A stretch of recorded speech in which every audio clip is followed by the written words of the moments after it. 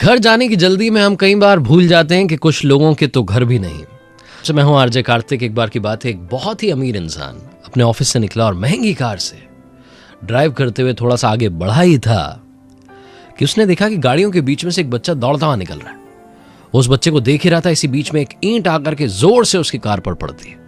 उसे समझ में नहीं आता है कि ये छोटा सा बच्चा दौड़ते हुए मेरी गाड़ी पर ईंट क्यों फेंक रहा है। वो आगे से घुमा करके वापस लेके आता है गाड़ी और उतर करके तुरंत भागता है उस बच्चे को ढूंढने के लिए। कारों के बीच में बच्चा छुपा होता है, उससे कहता है ये क्या तरीका है, ये क्या बदतमीजी, आप मेरी कार पर ईंट फेंक रहे हैं। वो बच्चा बहुत विनम्रता से कहता है, सर मुझे मालूम है आपको बहुत गुस्सा आ रहा है, आप मुझे पीटना चाहते हो, मारना चाहते हो, लेकिन क्या करूं, मेरी कोई आवाज़ ही नहीं सुन रहा है तो मुझे ईंट फेंक के मारनी पड़ी। मैं इतनी देर से हेल्प हेल्प चिल्ला रहा हूं लेकिन मेरी कोई बात ही नहीं कर सुन रहा है। बहुत देर से मैं मदद मांग रहा हूं, कोई मेरी तरफ ध्यान नहीं दे रहा है। बोले बात क्या हो गई?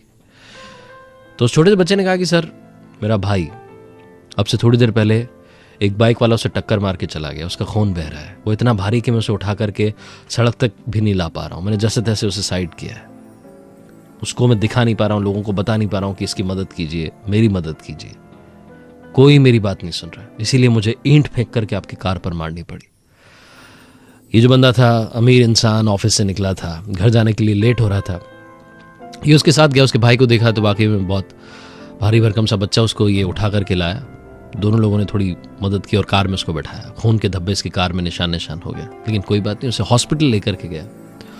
हॉस्पिटल में इमरजेंसी वार्ड में एडमिट करवाया। जब डॉक्टर ने कहा कि हाँ अब ये बच्चा खतरे से बाहर है, तो ये भाई साहब जो ऑफिस से निकले थे अपने घर के लिए वापस हॉस्पिटल से निकले।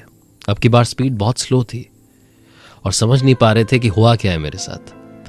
घर पहुंचे, गाड़ी पार्क की, उस डेंट की तरफ नजर गई तो देखा कि डेंट तो बहुत नोटिस में आ रहा था, बहुत बड़ा डेंट हुआ था क्योंकि ईंट पड़ी थी। लेकिन इन्होंने सोचा कि अब इसको रिपेयर नहीं कराऊंगा, क्योंकि ये डेंट मुझे बार बार जिंदगी में बताता रहेगा कि इतने भी कठोर मत हो जाओ कि जिंदगी को ईंट फेंक के याद दिलाना पड़े कि कोई आपकी मदद के लिए इंतजार कर रहा है।